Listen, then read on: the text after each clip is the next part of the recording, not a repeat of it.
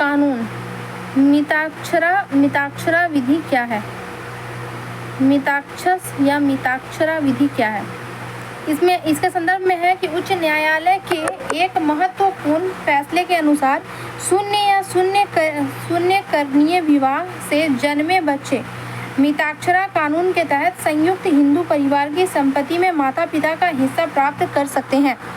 मुख्य बिंदु इसका है कि हालांकि मिताक्षरा के प्रति उत्तर में भारत के मुख्य न्यायाधीश DY चंद्रचूड़ की अध्यक्षता वाली 3 न्यायाधीशों की पीठ ने स्पष्ट किया है कि ऐसा बच्चा परिवार के किसी भी अन्य व्यक्ति की संपत्ति में अधिकार पाने का हकदार नहीं होगा। मिताक्षरा कानून के बारे में मिताक्षरा याज्ञवल्क्य समृद्धि पर एक कानूनी टीका है जो जन्म से उत्तराधिकार के सिद्धांत के लिए प्रसिद्ध है। इसका लेख 11वीं सदी के अंत में विज्ञानेश्वर ने किया था। मिताक्षरा उत्तराधिकारी कानून पश्चिम बंगाल और असम को छोड़कर भारत के अधिकांश हिस्से में हिंदू अविभाजित परिवारों यानी कि NUF पर लागू होगा। मिताक्षरा विचारधारा बेटों, पोतों और परपोतों को पारिवारिक संपत्ति पर उत्तराधिकार प्रदान करती है। सहदायिक अधिकार इसका तात्पर्य यह है कि पैतृक संपत्ति के संबंध में हिंदू संयुक्त परिवार के सदस्यों के अधिकार और गैर जिम्मेदारियां परिवारों में विस्तृत और व्यापक है।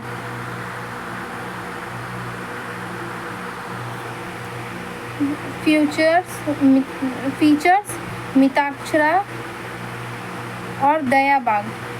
उत्तराधिकार का आधार जो है वो है जन्म के आधार पर उत्तराधिकार। बेटों को जन्म के साथ ही संपत्ति पर अधिकार मिल जाता है। पिता की मृत्यु के बाद उत्तराधिकार। पिता की मृत्यु तक पुत्रों को अधिकार नहीं मिलते। प्रचलन का क्षेत्र है पश्चिम बंगाल और असम को छोड़कर भारत के अधिकांश क्षेत्रों में इसका प्रचलन है। केवल पश्चिम बंगाल और असम में इसका प्रचलन है।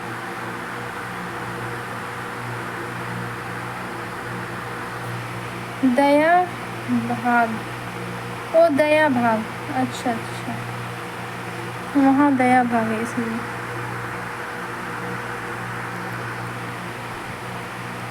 फीचर संयुक्त परिवार की संपत्ति। मिताक्षरा में है कि संयुक्त परिवार की संपत्ति की अवधारणा जिसमें 4 पीढ़ियों तक के पुरुष सदस्य पुत्र पौत्र पर पौत्र पैतृक संपत्ति को साझा करते हैं। और दया भाग में है कि संयुक्त परिवार की कोई अवधारणा नहीं है, इसके बजाय इसमें व्यक्तिगत स्वामित्व सहमति का पालन किया जाता है। मालिक की मृत्यु के बाद संपत्ति को परिवार के अलग अलग लोगों में विभाजित किया जाता है। विभाजन का अधिकार मिताक्षरा में है कि पिता के जीवन रहते हुए पुत्र को संपत्ति के बंटवारे की मांग करने का अधिकार होगा और पैतृक संपत्ति का बंटवारा केवल पिता की मृत्यु के बाद ही हो सकता है और पिता के जीवित रहते हुए पुत्र संपत्ति के बंटवारे की मांग नहीं कर सकता है या नहीं कर सकते हैं। महिलाओं के संपत्ति अधिकार। मिताक्षरा में है कि ऐतिहासिक रूप से महिलाओं को उत्तराधिकार का अधिकार नहीं था। हालांकि 2005 के हिंदू उत्तराधिकार संशोधन अधिनियम के बाद बेटियों को समान अधिकार प्राप्त हुआ है। और दया भाग में है कि बेटियां संपत्ति की उत्तराधिकारी हो सकती है, खास तौर पर बेटों की अनुपस्थिति में। उत्तराधिकार के मामले में महिलाओं के अधिकार भी मौजूद हैं। संसद के निष्कासन शक्तियाँ। लोक लेखा समिति। यहाँ लोक लेखा समिति भारतीय प्रतिभूति और विनिमय बोर्ड जैसी विनिमय संस्थाओं की निष्पादन समीक्षा करेगी। टिप्पणी के निष्कासन के बारे में विशिष्टता। PAC को यानी कि पब्लिक अकाउंट कमेटी को सभी संसदीय समितियों की जननी के रूप में जाना जाता है क्योंकि यह कार्यपालिका को सार्वजनिक धन के उपयोग के लिए उत्तरदायी ठहराने में अपनी भूमिका निभाती है। यह तत्कालीन सरकार का मुकाबला करने के लिए गठित पहली और मूल संसदीय समिति थी। यह 3 वित्तीय संसदीय समितियों में से एक है। अन्य 2 अनुमान समिति और सार्वजनिक उपक्रम समिति है। स्थापना है। पीएसी सबसे पुरानों संसदीय समितियों में से एक है, जिसकी स्थापना 1921 में मोंटेग्यू चेम्सफोर्ड सुधारों के बाद की गई थी। इसका गठन प्रत्येक वर्ष लोकसभा में प्रक्रिया और व्यवस्था के संचालन के नियम 308 के तहत किया जाता है। अध्यक्ष होते हैं। समिति के अध्यक्ष चयन विपक्ष से किया जाता है। पीसीए में संसद के 22 सदस्य होते हैं, जिनमें से 15 लोकसभा और 7 राज्यसभा से होते हैं। सदस्यों का चुनाव उनके संबंधित सदन के सदस्यों के बीच अनुपातिक प्रतिनिधित्व के सिद्धांतों के अनुसार एकल संक्रमणीय मत के माध्यम से किया जाता है। कोई मंत्री समिति के सदस्य के रूप में निर्वाचित होने के लिए पात्र नहीं है। कार्यकाल 1 वर्ष। पीएमसी को अपनी जांच के संबंध में किसी भी व्यक्ति को बुलाने का अधिकार है। इसकी सिफारिशें सरकार के लिए बाध्यकारी है। पीएसी सभी रिपोर्टों को सर्वसम्मति से अपनाना चाहिए। यह तटस्थ बनाए रखने में मदद करता है। Function of public account committee. लोक लेखा समिति के कार्य। सरकारी व्यय की जांच करना। पीएसा सरकार के व्यय को दिखाती है, जिसमें संसद द्वारा दी गई धनराशि का खर्च भी शामिल है। पीएसी रिपोर्ट की समीक्षा करना। पीएसी सरकार के वित्तीय प्रबंधन पर भारत के नियंत्रण और महालेखा परीक्षक की रिपोर्ट की समीक्षा करती है। वित्तीय कुप्रबंधन की पहचान करना। पीएसी वित्तीय कुप्रबंधन की जांच करती है और उसे प्रकाश में लाती है। सुधारात्मक उपायों की सिफारिश करना। पीएमसी अनियमितताओं को दूर करने और वित्तीय जवाबदेही में सुधार करने के तरीकों की सिफारिश करती है। संसद की रिपोर्ट। पीएसी संसद को रिपोर्ट और सिफारिशें प्रस्तुत करती है। सार्वजनिक राय लेना। पीएसी पारदर्शिता बढ़ाने और यह सुनिश्चित करने के लिए सार्वजनिक राय लेती है कि सरकार अपने वित्तीय कार्यों के लिए जवाबदेह है। Bitcoin halving. इसके संदर्भ में है कि प्रत्येक 4 वर्ष में बिटकॉइन की दुनिया में एक महत्वपूर्ण घटना घटित होती है, जिसे बिटकॉइन हॉलिंग के रूप में जाना जाता है। बिटकॉइन हॉलिंग के बारे में। बिटकॉइन हॉलिंग का तात्पर्य बिटकॉइन माइनर्स को दिए जाने वाले इनाम में 50% की कमी है, जो अन्य लोगों के क्रिप्टो करेंसी लेन देन को सफलतापूर्वक संसाधित करते हैं, जिसे उन्हें ब्लॉकचेन के रूप में प्रसिद्ध सार्वजनिक डिजिटल खाते में जोड़ा जा सके। बिटकॉइन हॉल्विंग के बारे में। प्री हॉल्विंग यह घटना से पहले होता है तथा अनुमान और कम आपूर्ति की प्रत्याशा से प्रेरित होता है। पोस्ट हॉलिंग यह पुनः संचय की अवधि है, जो नए सर्वकालिक उच्च स्तर पर जाने से पूर्व बाजार के समेकित होने के साथ होती है।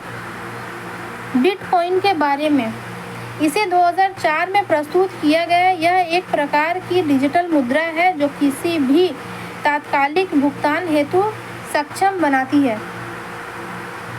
बिटकॉइन की उत्पत्ति स्पष्ट नहीं है कि इसे किसने स्थापित किया। कहा जाता है कि सतोशी नाकामोतो की पहचान वाले एक व्यक्ति या लोगों के समूह ने 2008 के वित्तीय संकट के बाद एक लेखा प्रणाली की अवधारणा तैयार की थी। यह एक ओपन सोर्स प्रोटोकॉल पर आधारित है और किसी केंद्रीय प्राधिकरण द्वारा जारी नहीं किया गया। रेड पांडा कार्यक्रम।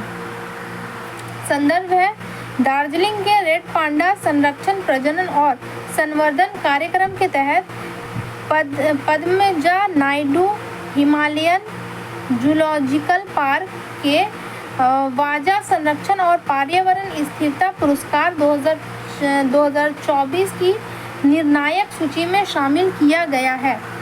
पद्मजा नायडू हिमालयन प्रणाली उद्यान के बारे में। इस प्रणाली उद्यान की स्थापना वर्ष 1958 में हुई थी और यह दार्जिलिंग पश्चिम बंगाल में स्थित है।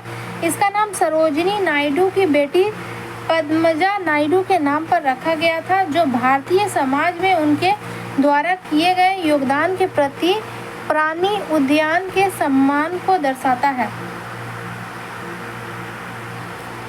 PNHZP द्वारा CCMB, IISER और VII जैसे संस्थानों के साथ रेड पांडा पर 100 स्थानीय और सहयोगात्मक अनुसंधान किया जा रहा है। PNHZP ने रेड पांडा और अन्य लुप्तप्राय प्रजातियों के आनुवंशिक संसाधनों को संरक्षित करने के लिए एक बायो बैंकिंग तथा आनुवंशिक संसाधन सुविधा की स्थापना की है। उल्लेखनीय प्रजनन कार्यक्रम में लाल पांडा, हिम तेंदुए, हिमालयी भेड़िए शामिल हैं। यह चिड़ियाघर विस्चर चिड़ियाघर और एक्वेरियम संघ का सदस्य है, जो वैश्विक संरक्षण मानकों के प्रति अपनी प्रतिबद्धता को प्रदर्शित करता है। रेड पांडा के बारे में संरक्षण की स्थिति। IUCN स्थिति संकटग्रस्त परिशिष्ट 1 वन जीव संरक्षण अधिनियम 1972 अनुसूची 1। यह एक छोटा स्तनपायी है जिसे छोटे पांडा के रूप में भी जाना जाता है। यह एक संकटग्रस्त प्राणी है जिसे सिक्किम के राजकीय पशु के रूप में मान्यता प्राप्त है। रेड पांडा की शारीरिक संरचना इसकी सघन लाल भूरा फर युक्त शरीर, काली उदर, पैर सफेद, रेखीय कान, अधिकांश सफेद थूथन और एक घुमावदार पूंछ होती है। यह भारत, नेपाल, भूटान और म्यांमार के उत्तरी पहाड़ों तथा दक्षिण चीन में पाया जाता है। भारत में पांडा की दोनों उप प्रजातियां पाई जाती है, हिमालयी रेड पांडा और चीनी रेड पांडा। सर्वाइकल कैंसर के लिए HPV वैक्सीन। इसके संदर्भ में है कि भारत सरकार द्वारा वर्ष 2024 की दूसरी तिमाही में गर्भाशय ग्रीव कैंसर के मामलों पर अंकुश लगाने के लिए HPV टीकाकरण अभियान शुरू करने की योजना बना रही है। मुख्य बिंदु है कि निःशुल्क टीकाकरण अभियान के तहत 9 से 14 वर्ष की आयु की लड़कियों को 3 वर्षों में 3 चरणों में निःशुल्क टीकाकरण की सुविधा प्रदान की जाएगी। कैचअप चरण। इस चरण में छूटे हुए टीकाकरण की समस्या का समाधान किया जाएगा तथा HPV टीके के अंततः 9 वर्ष की बालिकाओं के लिए नियमित टीकाकरण कार्यक्रम में शामिल किया जाएगा। टीका अभियान में भारत की पहली स्वदेशी रूप से विकसित क्वाड्रियोवेलेंट HPV वैक्सीन सार्ववैक का उपयोग किया जाएगा। सार्ववैक के बारे में प्रकार है 4 HPV प्रकारों 16, 18, 6 और 11 को लक्षित करने वाला क्वाड्रीवेलेट टीका। इसे सीरम इंस्टीट्यूट ऑफ इंडिया ने जैव प्रौद्योगिकी विभाग के सहयोग से विकसित किया है। यह उच्च जोखिम वाले HPV प्रकारों